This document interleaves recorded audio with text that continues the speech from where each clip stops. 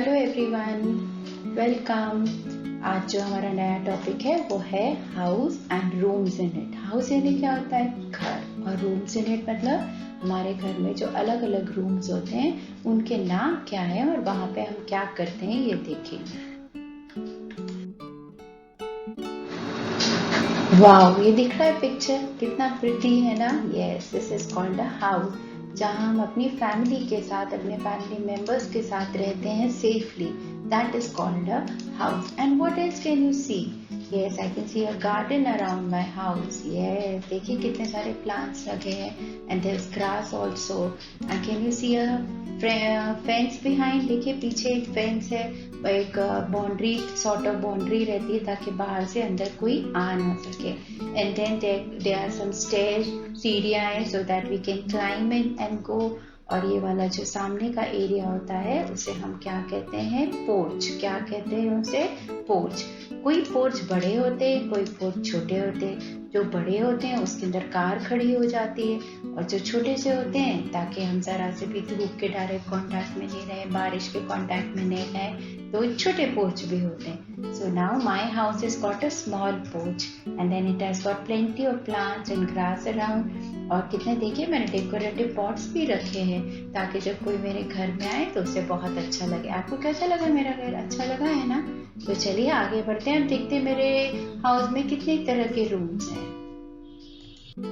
Okay, welcome to my drawing room. ये क्या है मेरा? ये मेरा ड्राइंग रूम है। यहाँ पे मैं क्या करती हूँ, मैं अपने गेस्ट को बिठाती हूँ। मेरे फ्रेंड्स आते हैं मुझसे मिलने के लिए, मैं उन्हें यहाँ बिठाती हूँ। And what do I have over here? See, I have got a nice sofa, a centre table, a nice shelf, और पीछे देखिए मैंने कर्टन्स भी लगाए ताकि अगर मुझे धूप लगे so I can slide the curtains down.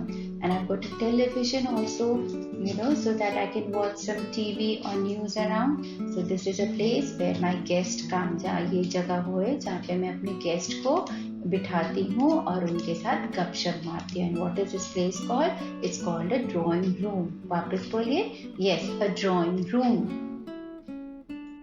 ये मम्मी का सबसे फेवरेट प्लेस होता है, इसे क्या कहते हैं हम? किचन। यहाँ से कितनी यमी यमी खुशबू निकलती है, हमें अपने रूम्स में सुनाई देती है ना, अच्छी स्मेल आती है ना, हमें पता चल जाता है मम्मी ने अच्छा खाना बनाया है कि नहीं।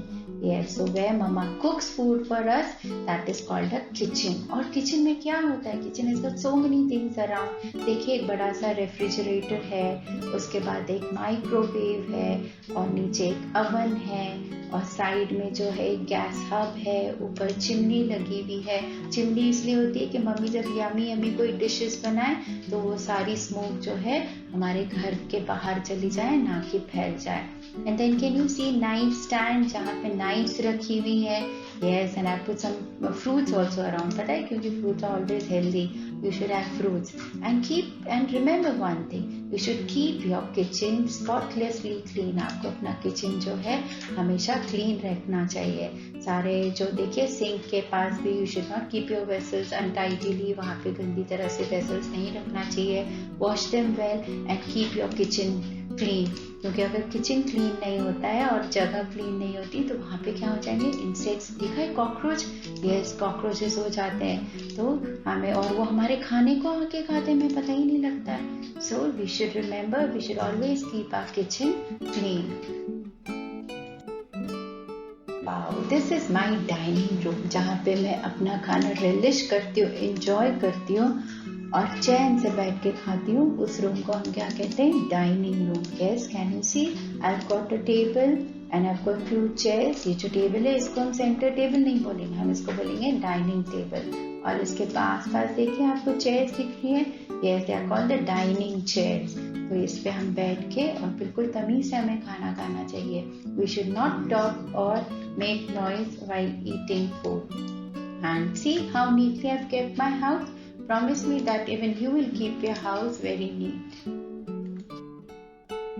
This is my study room. Yes, this is a place where I sit and study. I do my homework. मैं अपना homework करती हूँ, मैं अपनी पढ़ाई करती हूँ। देखिए मैंने सारी बुक्स भी अच्छे से अपने शेल्फ में नीटली रखी हैं ताकि मुझे बार बार जगह पे मिल जाए, ढूंढना नहीं पड़े। मैं अपना सारा सामान जगह पे रखती हूँ। आपको भी अपनी बुक्स जो है प्रॉपरली पाइल अप करके रखना चाहिए बैग यहाँ वहाँ नहीं फेंकना चाहिए, नहीं तो फिर जब मुझे कोई बुक्स चाहिए तो आप ढूंढते रह जाते हैं। तो आपको अपना स्टडी रूम में आपकी टेबल पे आपके शेल्फ में बुक्स को अच्छे से अरेंज करके रखना चाहिए, so that when you need them they are easily available. Okay, so what is this room called? This is called a study room. और जरूरी नहीं है कि हमारा रूम हो, हमारा स्टडी कॉर्नर भी हो सकता है। हमारे बेडरूम का एक पार्ट, एक कॉर्नर जहाँ पे हम बैठ के पढ़ाई करते हैं, हम उसे कहेंगे study corner. Okay, this is the best place of the house. Yes, क्योंकि मुझे यहाँ आराम से सोने को मिलता है। Love to sleep. So this is my bedroom. You know, can you see, what can you see behind here? These are my wardrobes, है ना, कबर्ड होती है, अलमारी बोलते हैं। ये देखिए एक साथ इतनी सारी मैंने रखी है ताकि मेरा कमरा कभी गंदा नहीं दिखे, and I can put my clothes in the cupboard nicely and place them properly.